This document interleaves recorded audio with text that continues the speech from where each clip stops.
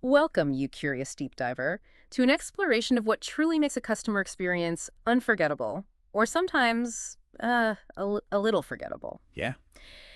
Today, we're diving deep into something truly fascinating, a detailed customer sentiment and improvement analysis of a specific restaurant, Fort Paragon by Calicut Paragon. Hmm. Our mission today isn't just to tell you if people like the food.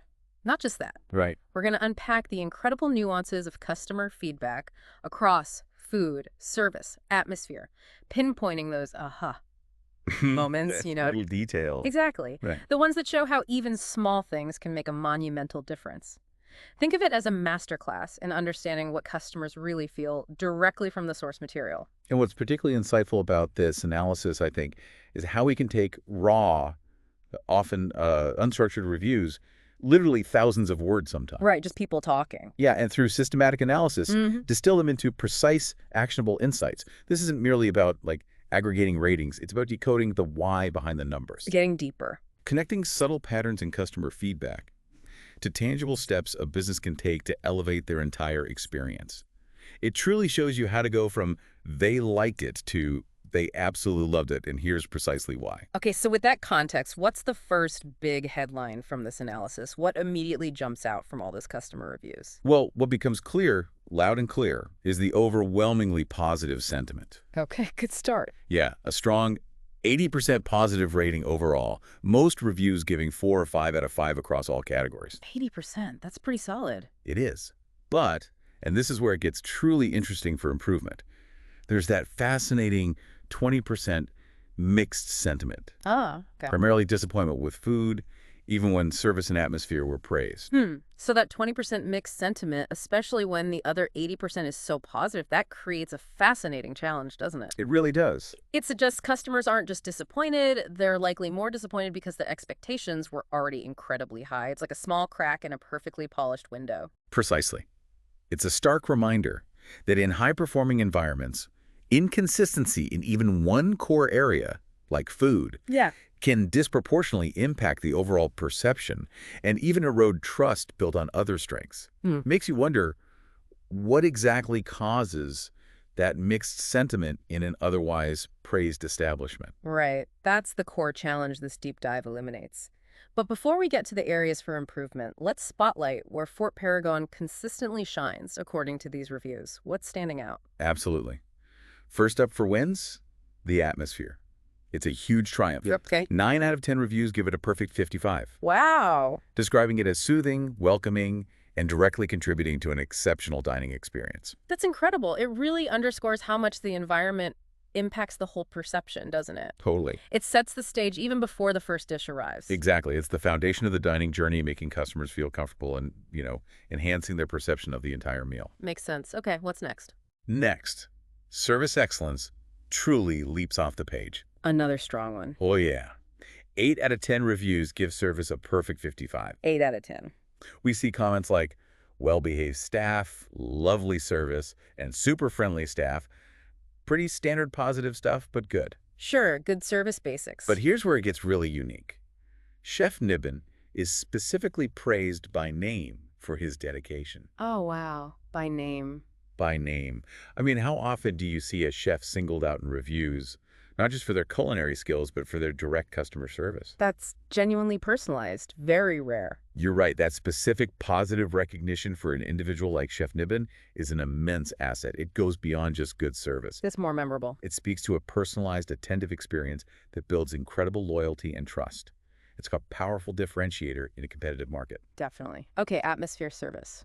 What about the food itself? And finally, food quality mostly. The mostly. Here comes the nuance. Exactly. 7 out of 10 reviews raved about great food, natural flavors, and authentic touches. So still predominantly very positive. Very positive. Specific dishes like beef Kanthari, fish mango, and chicken fry are highlighted as absolute must-tries. Good specifics there. Yeah. And the analysis also notes convenience factors, like remarkably short wait times, often under 10 minutes, or no wait at all, Oh, that's a plus. with some up to maybe 30 minutes. Plus, it's suitable for all group sizes, offers a broad price range from $200 to $1,500. So accessible. Right.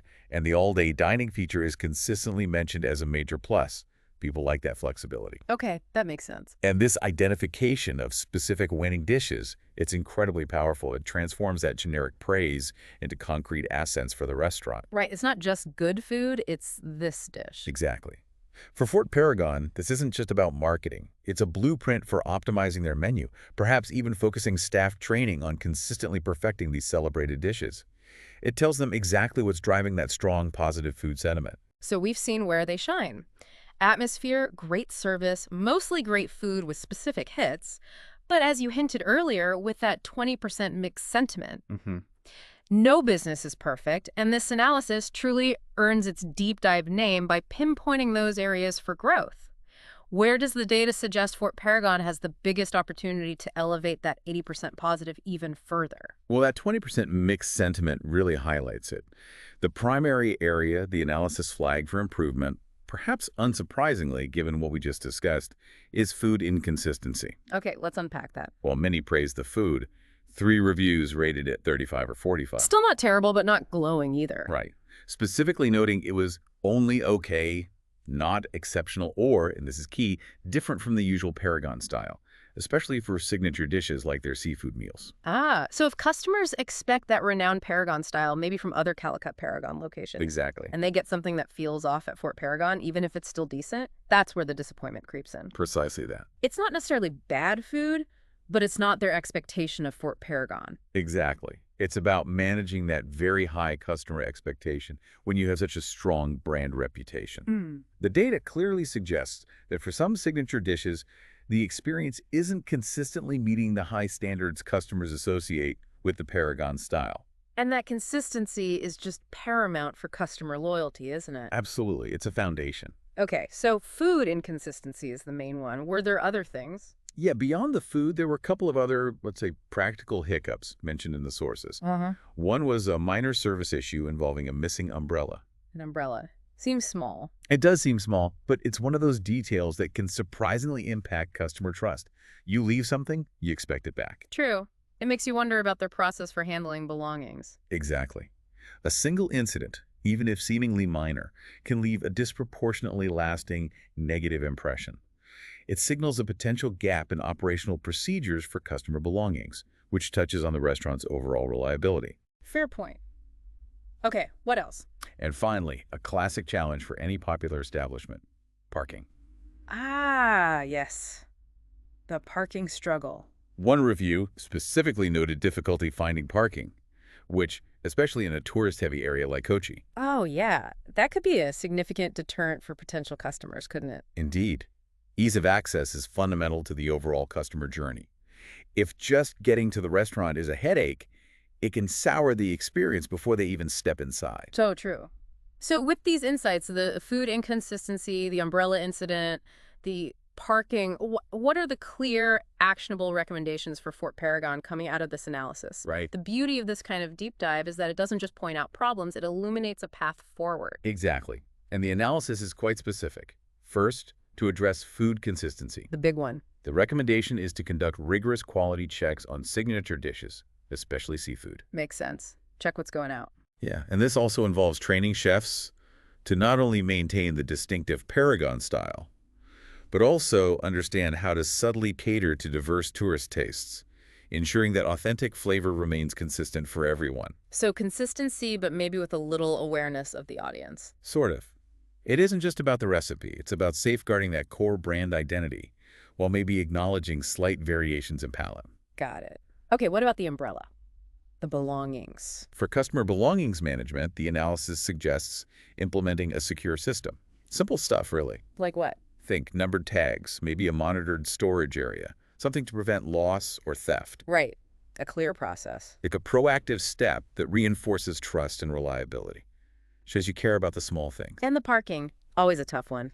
To tackle parking issues, the recommendations include exploring partnerships with nearby parking facilities. Okay, maybe a validation deal. Potentially. Or providing clearer signage to existing options. Or even offering valet services during peak hours. Valet could work. These are direct strategies to remove a significant barrier for customers and enhance convenience, making it easier to choose them. Right. But it's not just about fixing problems. You mentioned the positives earlier. Absolutely.